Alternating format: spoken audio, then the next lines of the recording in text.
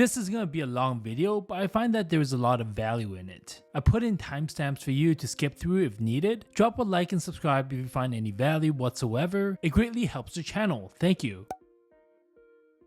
Let's get started. I understand that you've done dividend stocks for like 20 plus years, I'm guessing. How tough was it at the beginning when everything is just like nothing? It's just $50 or $500? Well, at the beginning, when I was filling in the paper orders in order to buy the stocks, no, I'm kidding. 20 years ago, I think I really got serious about investing in dividend stocks probably 12, 13 years ago after I had a bad job where I was thinking, okay, how can I get income so I wouldn't have to work anymore? I think that really put the dividend investing in mind for me. I started learning about it and sort of improved my style and tweaked it as time went along. What about you? What made you get into dividends as opposed to growth stocks? Yeah, I didn't start off with dividend stocks. I started off with growth and options.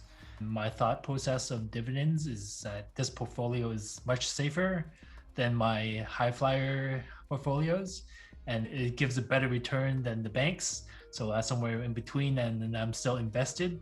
So it was like a win-win-win situation for me. I just started my portfolio maybe 5-6 years ago. Every single month I contribute pretty much the same amount, like $4,000 or $5,000. And right now I'm about to hit 500K. Nice. Yeah, that's a pretty big milestone.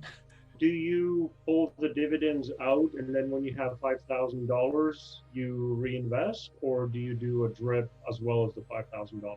I drip on top of the 5,000. So sometimes you can't buy extra shares of the certain companies I'm holding because there's not enough money there. So it kind of fluctuates between 5,200, 5,300 every month. So I just distribute that to like maybe 1 or 2 stocks every single month.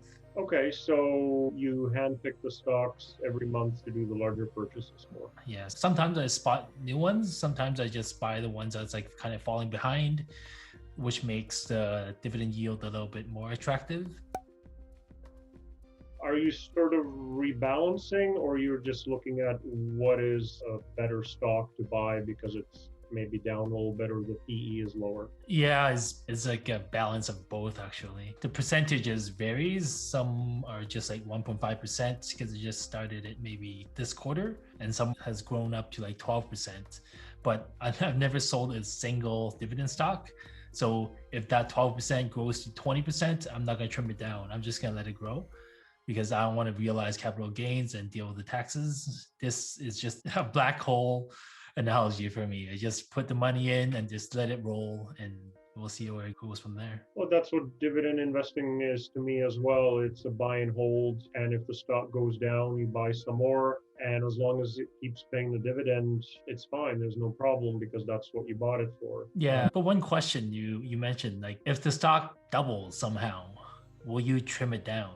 Well, my current portfolio says no. I have a couple that have doubled. I have GSY, for example, Go Easy, which is basically a day lender who's tripled for me, and I keep holding them. I think I will only sell a stock if I think it's not going to go up anymore, if it's going to go down, and then I might just sell half of it. I personally have some difficulty selling in general, but with dividends, at least I'm being paid to wait. So it's okay that way. So the definition of rebalancing is just buying the ones that's lower in percentages and trying to boost those up instead of selling the ones that are higher in your portfolio and like balancing that way? Yeah, for me, it's not really a formulaic activity. I think I'm much like you as I see, okay, this stock looks good, or I've read a couple of experts saying that this is their top pick, so that's the one I buy. I have about 40 to 50 dividend payers, and so for me, it's impossible to say that this one is out of balance. I just sort of have a favorite, and when the time comes, that's the one that I buy. I do look at my portfolio. So for example, Manulife is my biggest individual holding. I have mutual funds which are bigger. Even though I still want to buy more Manulife, I don't, because you're not supposed to have more than 5% of your portfolio in a single stock. I also avoid that. So for example, this past week, I made some purchases and Bank of Nova Scotia came up on multiple expert reviews as being the stock to buy. So that was included, even though I still had a significant position in Bank of Nova Scotia as well. So it goes by gut feel after doing some review, I guess. Okay. I just logged into my account, and then my account is like balance of like stocks and ETFs. So my ETFs are just index funds. Right now, that is about 25% of my portfolio. Like, how about for yourself? Do you buy a lot of index funds or mutual funds? About 60% of my investable portfolio is individual stocks, and then about 40% is mutual funds and ETFs. I use stocks for the dividends, and then the mutual funds and ETFs seem to be more growth for me. With individual stocks, you can control exactly what you're getting. With mutual funds or ETFs, it depends on whoever's running it. I guess I like the control, and if one day the ETF decides that they're going to get out of companies that get 4 or 5% yield and get into 1 and 2%, I don't really have anything I can do about it, and suddenly my yield starts drifting down. So yeah, the individual stocks give better control. Plus, you just pay the commission once, and because I don't trade, it ends up being cheaper as far as fees go as well, because I'm not paying them. The other thing is I found dividend payers are generally large companies for me. Have you found any small companies that also pay decent dividends? That really depends. If by decent you mean just the yield or the growth of the yield. One of my stocks is Equitable Group Bank. They only pay like 1.2%, but then they grow at like 10% per year. So over 6 to 7 years, it doubles in dividend payouts, and the capital gains on that has grown a lot as well. Sometimes I don't purely look for like the 4 or 5%. That's not the main criteria. Sometimes you have to balance it with the growth and with some capital gains. It's kind of hard just to nail it on that criteria. Is like if it's over 4%, then I'll take a look, type of thing. Yeah, I guess it depends on the company. I know that if you're going to hold the stock for 20 years, then yeah, even if it starts at 1.2% and it grows 10 a year, it's going to double to 2.4 in 7 years and double again to 4.8 in 14 years. So you really have to hold it for a long time compared to the stock that's been paying 4.5% from the beginning, but maybe growing not at all. That's going to went out because it's been paying 4% the entire time, while the other one had been going up to that 4.8 in 14 years. So yeah, like I've looked at, I think it's Canadian National Railway. I think they pay something like 1% or 1.5%, but they're growing it quickly. It'll take a while to catch up, and I mean, you can do the math on that. Yeah, it goes back to like how the businesses are ran, right? So if it's like a bigger blue chip companies that doesn't grow very much, then they pay more dividends. If it's a small company, they use the dividend payouts and they grow their own company bigger, faster, right? So that's the capital gain side.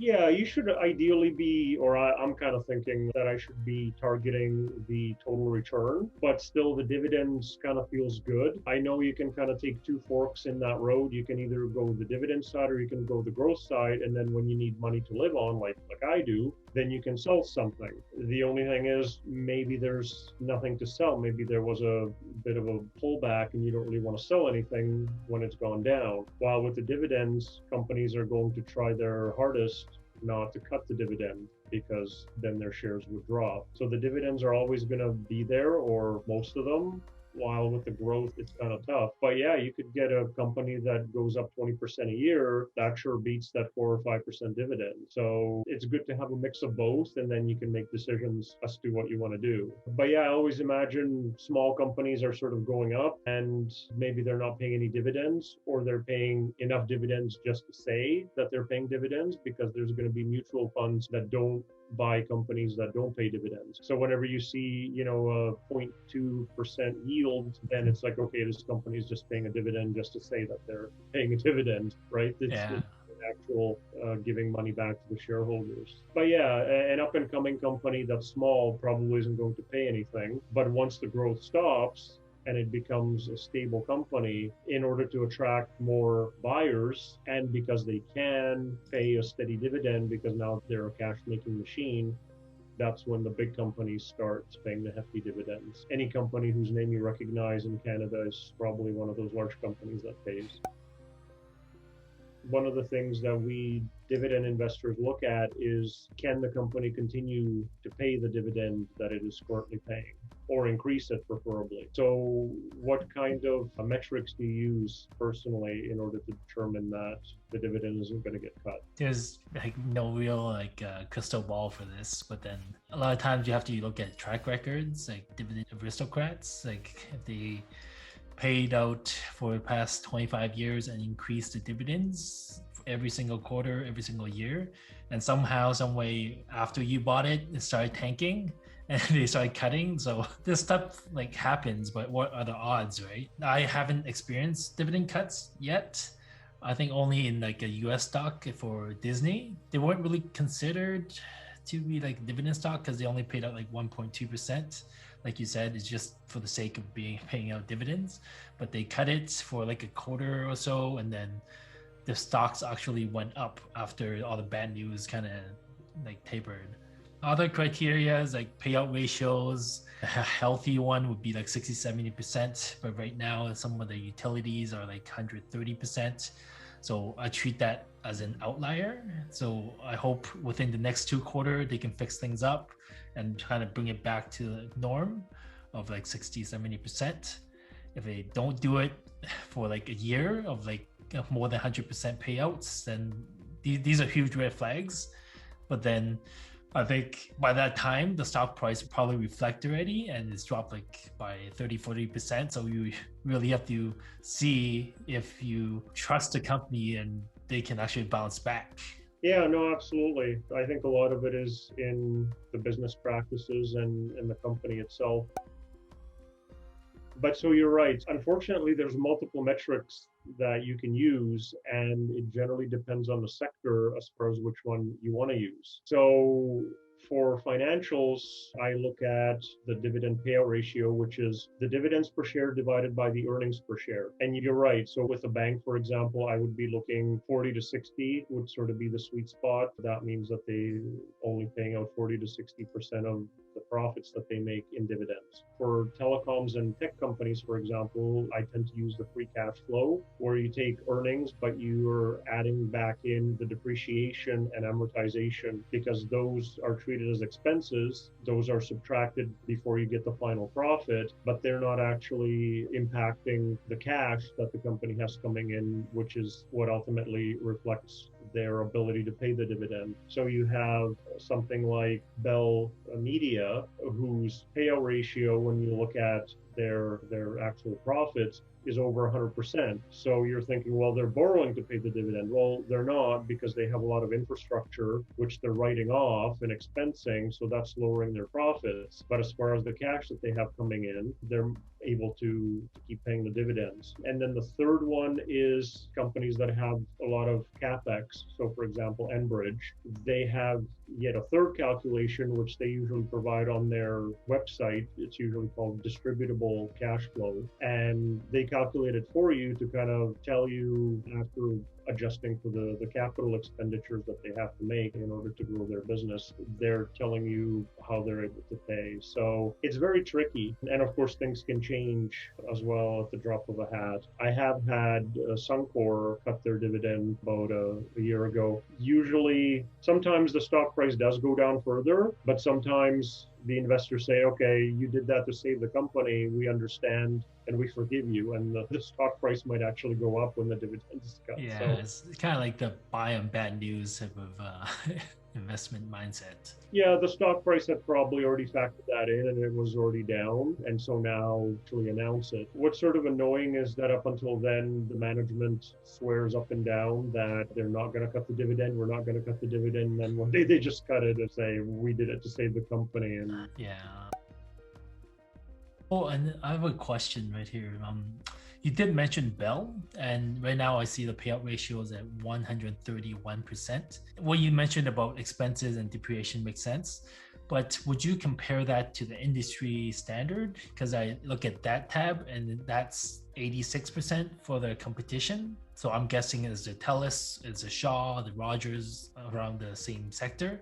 How would we justify this discrepancy between 131 to 86? Yeah, I mean, you do want to look at the sector overall average. You can look that up or calculate it yourself. And you do want to look at, so in case of Bell, yeah, looking at TELUS and Shaw Rogers. That's definitely a comparison. I don't think that would be a red flag, like a deal breaker for me. It would be something to consider along with other factors before I purchase the stock. But to be honest, I bought Bell a couple of days ago and I looked at the free cash flow that they had, and I'm like, yeah, they can cover their dividend. They've been covering it for ages. They're growing their dividend. So I didn't really have worries from that perspective. I have other worries about Bell, which I'm going to keep an eye out on, such as, are they actually making money from the media that they're producing, or should they be concentrating on 5G and the hardware? But that's a different story for another podcast. I do that and do target the dividends that are increasing their yields. 6 to 10% seems to be standard. So those dividend aristocrats that you mentioned. So a company that's managed to increase their dividend for the last 20 years, fingers crossed, isn't going to cut it as soon as I buy it. Stranger things have happened, but it gives you a little bit of a security. And like Canadian banks, for example, haven't cut their dividends for 100 years. Imagine being the CEO under whose guidance their bank had to cut the dividends. So, I have a good secure feeling about those.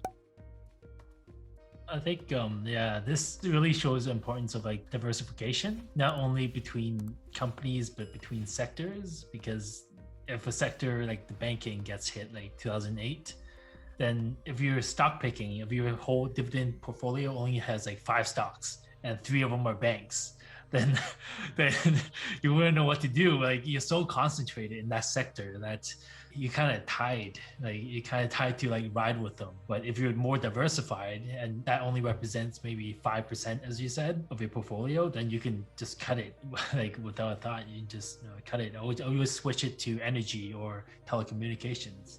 But if we're so concentrated, like, we're kind of stuck. Right.